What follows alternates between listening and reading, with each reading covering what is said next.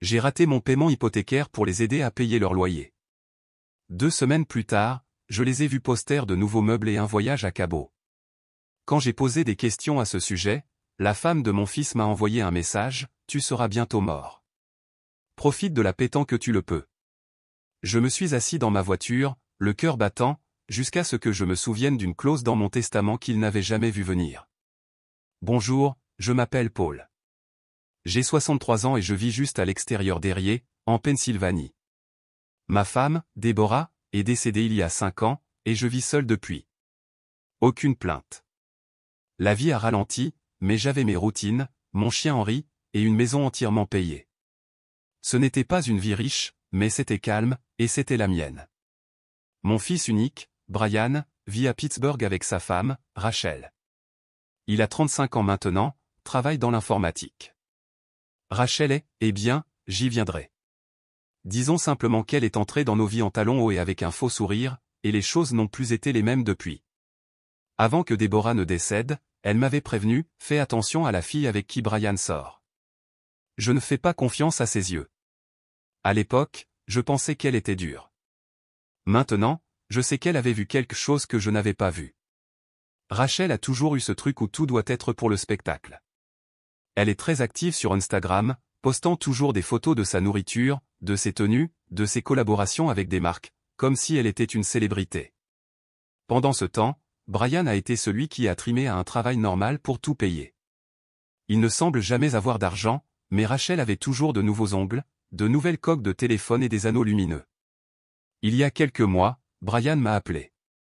C'était un dimanche après-midi, et je regardais un match des Pirates avec Henri endormi sur mes pieds. Brian avait l'air bizarre, paniqué, en fait. « Papa, je déteste te demander ça, mais nous avons des ennuis ce mois-ci. Le loyer est dû le premier, et les petits boulots de Rachel n'ont pas payé. Mes heures ont été réduites la semaine dernière. C'est juste un problème de timing. Tout ira bien le mois prochain. » Il a dit qu'il leur manquait $1200. Il avait l'air embarrassé, m'a dit qu'ils essayaient de ne demander à personne d'autre. Je n'ai pas hésité. Je lui ai dit que j'aiderais. Je ne lui ai pas dit ce que cela me coûterait. Mon hypothèque était due dans 7 jours. J'avais assez sur mon compte courant pour l'un ou l'autre, pas les deux. J'ai pensé que je le couvrirais et que je rattraperais la mienne le mois prochain. Je n'avais jamais manqué un paiement auparavant. Un paiement en retard ne me tuerait pas, n'est-ce pas? Je lui ai viré l'argent cette nuit-là. Il m'a remercié. Rachel n'a jamais envoyé de texto ni appelé, même pas un rapide merci. J'ai laissé tomber. 2 semaines plus tard, je parcourais Facebook en attendant dans la file à la pharmacie. Je suis la page publique de Rachel parce que c'est le seul moyen de voir quelque chose de leur vie.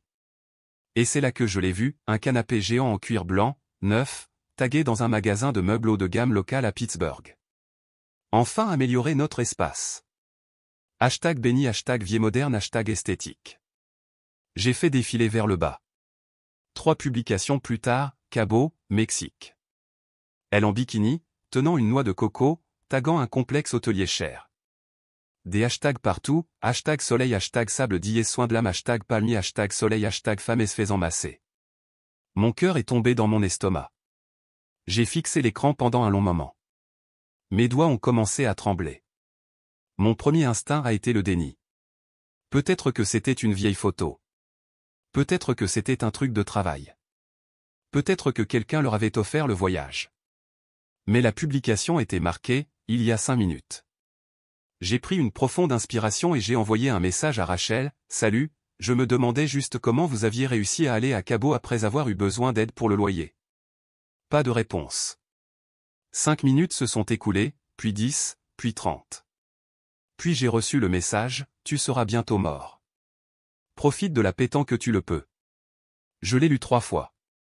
J'ai eu l'impression qu'on m'avait donné un coup de pied dans la poitrine. Cette femme, qui avait souri chez moi, mangé ma nourriture, m'avait appelé, Pop, quand elle voulait quelque chose, venait de me dire que je serais bientôt mort. Je n'ai pas pleuré. Je ne me suis pas mis en colère. Je suis devenu froid. Je suis resté assis dans ma voiture pendant presque 1 heure, à fixer le tableau de bord, à réfléchir. Et puis je me suis souvenu de quelque chose que Déborah m'avait fait mettre dans notre testament il y a des années, après notre première rencontre avec Rachel. Nous avions une clause. Nous n'en avions parlé à personne, pas même à Brian. La clause disait que notre fils, le bénéficiaire, devait montrer qu'il se souciait de notre bien-être et ne nous abandonnait ni ne nous faisait de mal dans notre vieillesse. S'il ne le faisait pas, tout irait à la sœur de Déborah, Suzanne, en Ohio. Il ne s'agissait pas seulement de rendre visite ou de dire bonjour une fois par an, c'était spécifique. S'il y avait le moindre signe de violence psychologique, de négligence ou de fraude, l'ensemble de la succession contournerait Brian. Et maintenant, j'avais des preuves, le texto de Rachel, leur fausse histoire de loyer, leurs vacances, le fait qu'il m'avait menti pour que je couvre quelque chose dont il n'avait même pas besoin d'aide. J'ai appelé mon avocat le lendemain matin. Il m'a dit de tout rassembler. Alors je l'ai fait. J'ai fait des captures d'écran des publications de Rachel, j'ai sauvegardé le texto. J'ai même appelé leur complexe d'appartements et j'ai fait semblant de chercher à louer là-bas, j'ai demandé si quelqu'un savait si le 3B avait déjà eu des problèmes de loyer. La dame au téléphone a dit, pas depuis qu'ils ont emménagé. Ils ont toujours payé en avance. Mes mains tremblaient à nouveau, mais cette fois, c'était autre chose, de la colère, de la douleur. Alors j'ai commencé à agir. Je n'ai rien dit à Brian. Je n'ai pas confronté Rachel. Je suis juste devenu silencieux. J'ai rencontré mon avocat et j'ai mis à jour le testament. J'ai ajouté un langage encore plus strict, toute menace proférée à mon encontre, verbale ou écrite, était désormais un motif de déshéritement, sans poser de questions. Puis j'ai fait un plan. J'ai commencé à faire semblant d'être malade, j'ai dit à Brian que ma santé déclinait, que j'allais faire des tests, que je me sentais faible et que j'aurais peut-être bientôt besoin d'aide. Il a répondu une fois, j'espère que ce n'est pas grave. Nous sommes un peu débordés en ce moment. C'est la dernière fois que j'ai eu de ces nouvelles. Je ne leur ai rien dit quand j'ai vendu ma maison. Je ne l'ai pas mise en vente publiquement. J'ai trouvé un acheteur privé par l'intermédiaire de mon avocat, un type qui achète des maisons en espèces et les rénove. J'ai un peu perdu sur le prix, mais je m'en fichais. J'ai pris l'argent et je l'ai transféré dans une fiducie au nom de ma belle-sœur, totalement légale, totalement propre. Puis j'ai déménagé, une petite communauté tranquille pour personnes âgées dans le comté de Butler. Propre, calme, des gens bien. J'ai payé l'unité en totalité, j'ai changé de numéro, j'ai supprimé Facebook, j'ai donné à Henri un nouveau jardin. 3 semaines se sont écoulées. Rien de Brian. Puis les messages ont commencé, « Papa, tu vas bien? Ton téléphone est éteint. Je m'inquiète. Rachel a dit que tu avais vendu ta maison. Qu'est-ce qui se passe? » Puis il a envoyé un message à mon avocat, « Je pense que mon père a disparu. » Mon avocat lui a envoyé une lettre. Elle contenait tout, capture d'écran, relevé bancaire, le texto de Rachel, le mensonge sur le loyer, tout. Et une chose de plus, le testament mis à jour. Brian ne m'a pas appelé. Il n'a pas essayé de venir me trouver. Il n'a pas demandé comment j'allais. Il s'est directement mis en colère. Je le sais parce qu'il a répondu à la lettre de mon avocat par un message vocal, que mon avocat m'a transféré. Sa voix était forte, en colère, comme un adolescent à qui on vient de confisquer les clés de sa voiture. « Tu ne peux pas faire ça. Je suis ton fils. J'ai toujours été là. » Le texto de Rachel était une blague. Tu réagis de manière excessive. Tu laisses le côté fou de la famille de maman me bousiller. Cette dernière partie, le côté fou de maman, m'a fait bouillir le sang.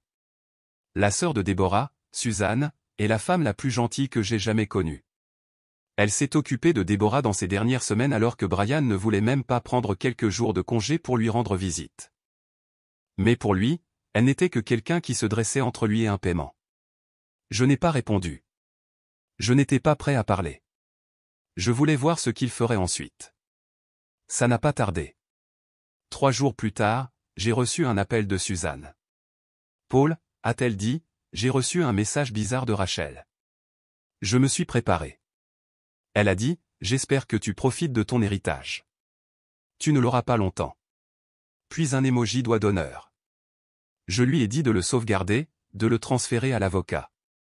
Une semaine après ça, mon ancien voisin, Jerry, m'a appelé, m'a dit que 2 personnes étaient passées poser des questions sur moi, un homme et une femme, la trentaine, conduisant un SUV noir. Ils ont dit qu'ils étaient de ta famille, mais ils agissaient bizarrement. Elle prenait des photos de ton ancienne maison.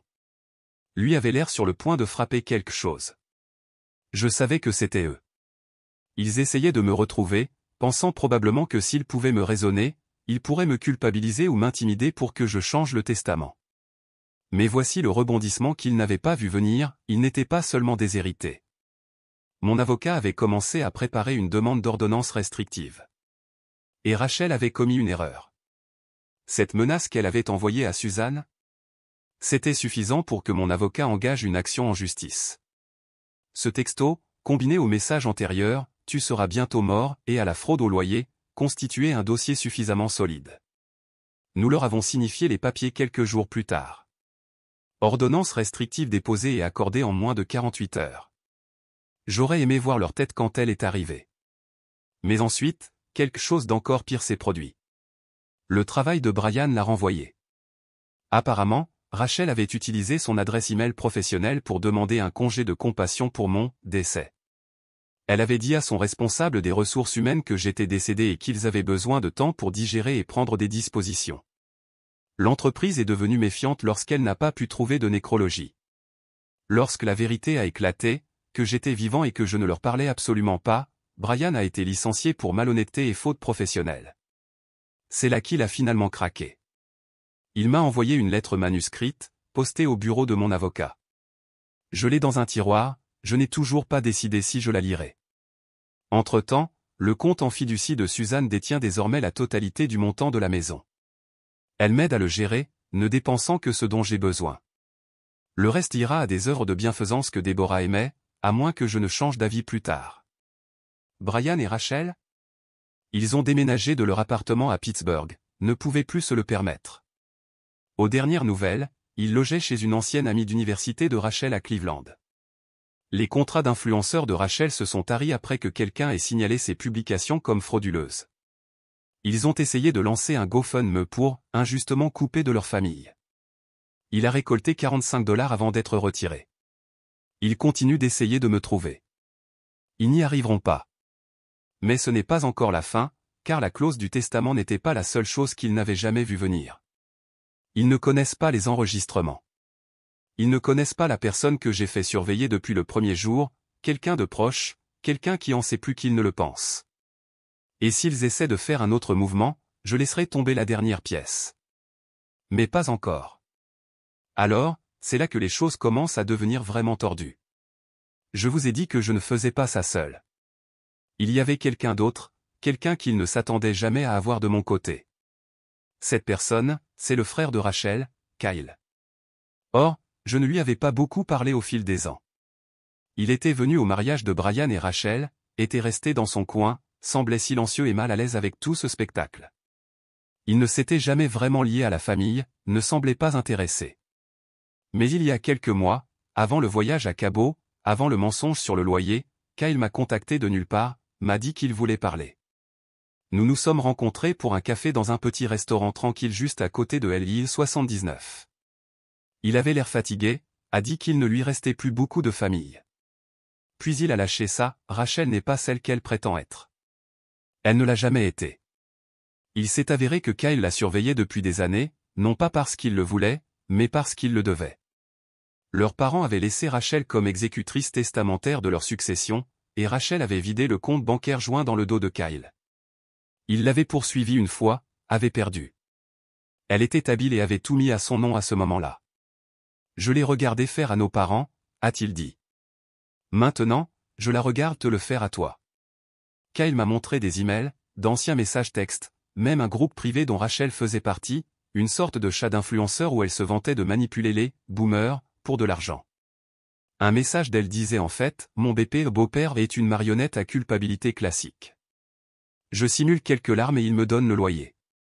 MDR. » J'étais assis dans cette cabine, le café refroidi, les mains tremblantes sous la table. Kyle avait l'air honteux. J'aurais dû dire quelque chose plus tôt, a-t-il dit. Mais si tu veux de l'aide pour arranger ça, je t'aiderai.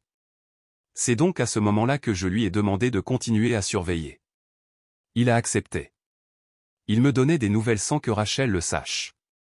Quand elle et Brian ont commencé à me chercher, à appeler, à poser des questions, Kyle me transmettait les informations. Ils ont même essayé d'obtenir des rapports de crédit sur moi. Ils ont payé un service en ligne douteux pour essayer d'obtenir ma nouvelle adresse.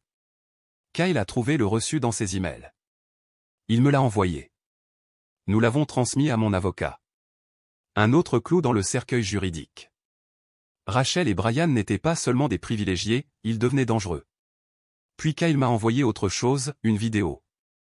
Rachel s'était filmée dans leur appartement, ivre, en train de fulminer contre un ami sur FaceTime. Elle ne réalisait pas que Kyle avait accès à sa sauvegarde cloud. Dans la vidéo, elle riait du fait que je mourrais enfin bientôt. Elle disait que Brian était trop mou, qu'elle allait pousser le vieil homme au-delà de ses limites, et que, une fois qu'il sera mort, je m'assurerai que nous poursuivons la succession pour détresse émotionnelle. Elle a vraiment dit ça. J'ai regardé la vidéo 3 fois. Puis je l'ai envoyée directement à mon avocat. C'est là que nous avons décidé de passer à la vitesse supérieure. Nous avons déposé une plainte pour harcèlement civil, soumis tous les messages, la vidéo, même les trucs que Kyle avait dénichés dans son groupe d'influenceurs. Mon avocat a appelé ça une « autodestruction totale de leur personnage », construite de leurs propres mains. Mais juste au moment où je pensais que ça ne pouvait pas être pire, ça l'a été. Rachel s'est présentée chez Suzanne, a frappé à la porte comme si de rien n'était. Suzanne m'a appelé dès que c'est arrivé, m'a dit que Rachel était tout sourire au début, demandant si oncle Paul était là, agissant comme si tout allait bien. Puis, quand Suzanne a dit que je n'étais pas là et lui a demandé de partir, Rachel a craqué, a commencé à crier, a traité Suzanne de voleuse, a dit qu'elle lui volait son avenir, a crié assez fort pour que les voisins sortent. Suzanne a appelé la police. Rachel est partie avant leur arrivée.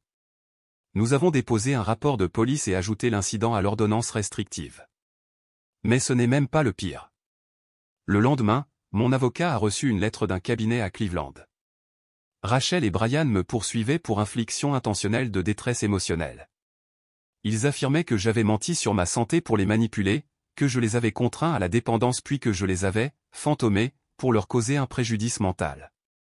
Ils ont joint de faux documents médicaux, des versions truquées de textos que j'avais envoyés, des captures d'écran sorties de leur contexte. C'était insensé. Mais voici ce sur quoi ils n'avaient pas compté, tout ce qu'ils prétendaient que j'avais fait, j'avais documenté qu'ils l'avaient fait. Et Kyle? Il a accepté de témoigner. Il en avait marre, a dit qu'il se tiendrait devant le tribunal et dirait la vérité sur tout. Je lui ai dit que je couvrirais ses frais de voyage. Il a dit non, qu'il paierait de sa poche. C'est ma façon de réparer les choses, a-t-il dit. Alors maintenant, nous nous préparons pour le tribunal. L'affaire de harcèlement est la première, puis leur procès. Rachel et Brian sont fauchés, sans emploi et se démènent, mais ils essaient toujours de jouer les victimes. Je ne pense pas qu'ils réalisent ce qui les attend, car il reste une dernière pièce, quelque chose que seuls Déborah et moi savions. Et quand je laisserai tomber cette dernière pièce, leur monde entier volera en éclats.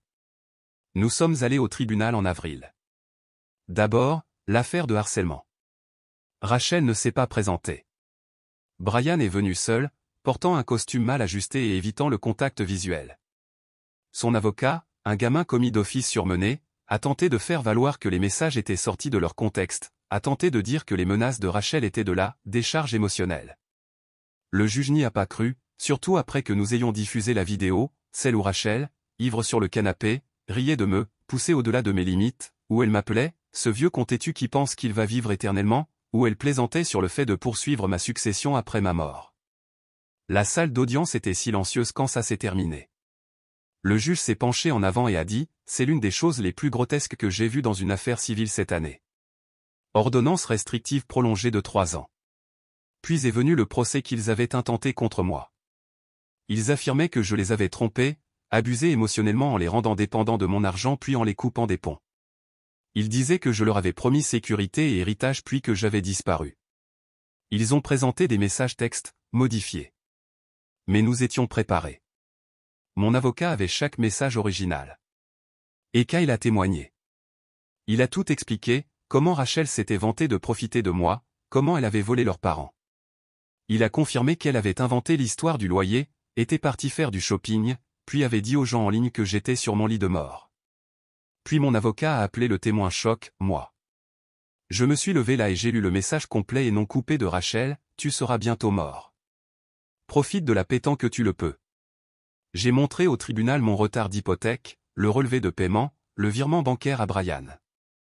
Je leur ai raconté comment Rachel avait menacé ma belle-sœur, comment elle s'était présentée en hurlant devant chez elle, comment Brian n'avait jamais pris de mes nouvelles, comment il était resté là pendant que sa femme se moquait de moi, m'exploitait, puis me crachait au visage. Puis j'ai sorti la dernière pièce, celle à laquelle personne ne s'attendait, une lettre écrite par Déborah 3 semaines avant sa mort. Dedans, elle disait ceci: si tu lis ceci, cela signifie que Brian s'est égaré. Je l'aime, mais je le connais. Il a besoin de conséquences, sinon il sombrera.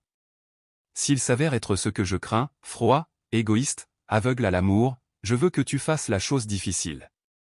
Protège-toi. Laisse-le tomber. Il doit toucher le fond, sinon il t'entraînera avec lui. J'ai regardé Brian droit dans les yeux en lisant ces mots. Il ne voulait pas lever les yeux. Le tribunal a rejeté leur procès avec préjudice, ce qui signifie qu'ils ne pourront plus jamais le réintroduire. Puis le juge a fait quelque chose d'inattendu. Elle a statué que Rachel et Brian avaient intenté un procès frivole avec une intention malveillante. Elle leur a ordonné de payer tous mes frais de justice, plus de 38 000 $. Ils ont tous les deux pâli. Brian s'est levé et a crié: « C'est insensé. Il ruine nos vies. » Le juge lui a dit de s'asseoir. Il ne l'a pas fait. L'huissier a dû l'escorter dehors. Les conséquences, Rachel a quitté Brian 2 semaines plus tard. Elle a déménagé en Arizona pour rester avec une amie influenceuse. Ses comptes mouraient déjà. Les gens ont découvert l'affaire de harcèlement, les menaces, le faux GoFundMe. Elle a été bannie de 2 plateformes. Elle a essayé de se réinventer. Ça n'a pas marché. Brian s'est retrouvé aéré, pas par choix. Son nom a circulé. Personne ne voulait embaucher quelqu'un qui avait essayé de poursuivre son père mourant pour de l'argent. Aux dernières nouvelles, il travaillait de nuit dans une station-service près de l'île 90. Il m'a envoyé une dernière lettre, sans adresse de retour: « Je déteste ce que je suis devenu. Je l'ai laissé tout contrôler. J'étais faible. Je sais que je ne mérite rien. Je voulais juste que tu saches que je suis désolé. » Je l'ai lu 3 fois. Je n'ai pas répondu, mais je ne l'ai pas jeté non plus. Quant à moi, j'ai changé aussi. J'avais l'habitude de penser qu'être père signifiait toujours donner, quoi qu'il arrive, que l'amour était inconditionnel. Je crois toujours en l'amour, mais pas au prix de son âme. J'ai passé trop de temps à essayer de maintenir un lien avec quelqu'un qui laissait une personne toxique parler pour lui. J'ai ignoré les signaux d'alarme. Je me suis laissé utiliser. Alors j'ai de nouveau changé mon testament. Tout va à Suzanne. Et après son départ, ce qui reste va à une petite œuvre de bienfaisance de soutien contre le cancer que Déborah aimait. Pas un centime ne va à Brian. Mais j'ai fait une petite chose. J'ai créé un fonds, discrètement, rien de grand, juste assez pour que Brian puisse un jour retourner à l'école s'il choisit de recommencer à zéro. Il ne saura pas que c'est de ma part. Il pensera juste qu'il a eu un coup de chance. Parce que parfois, la vengeance n'a pas besoin d'être de la rage. Parfois, la meilleure vengeance est de se retirer et de les laisser vivre avec ce qu'ils ont fait.